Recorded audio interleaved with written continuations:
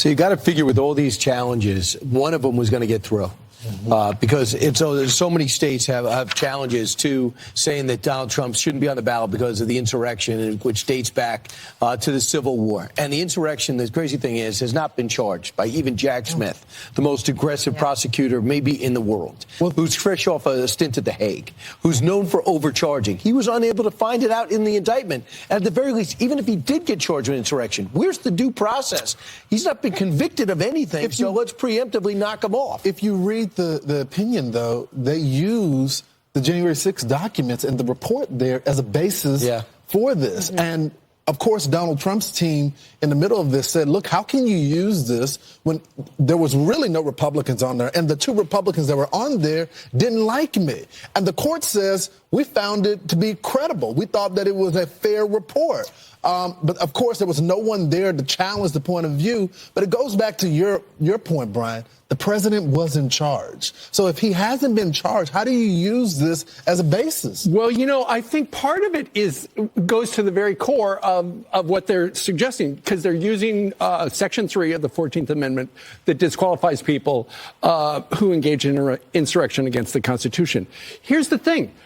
This has never been determined before. This is essentially a novel legal and constitutional question. There's no clear precedent for it, because the question is, does Section 3 apply to the presidency?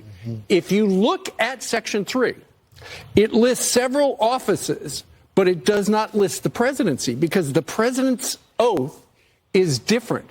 And so that essentially, this could be really easy for the U.S. Supreme Court, which, of course, now does tilt heavily to the conservative side. But that particular part of the law that they are citing does not pertain, you know, in a 100% way to the presidency. So it would be easy for them to kick it out. Yeah, absolutely. That part remains an open question. And we spoke to a great guest last hour and asked if he thought that Donald Trump incited an insurrection and if Section 3 would pertain to this case. And he said that has to do that was written post-Civil War. And so really what they're doing is talking about, you know, raising armies and blood in the streets. And does what Donald Trump did and what the January 6th rioters did, does that compare to the Confederacy rising up against the government during the Civil War? This was a 3-4 ruling. So 4 justices voted in favor of this ruling, 3 against. Each one of them gave their own different dissenting opinion. I just want to read one of them.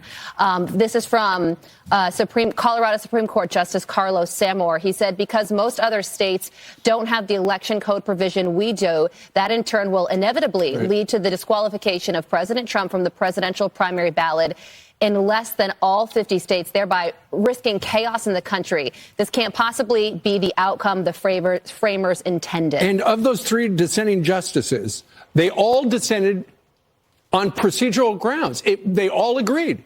And they essentially said the Supreme Court of Colorado was overstepping its authority. So next up, Supreme Court. Just to put a button on it, I hope they know they're making Donald Trump's case. He said that the legal system, that there's a 2-tier justice system, that they're trying to take people's votes away, and they're essentially doing it.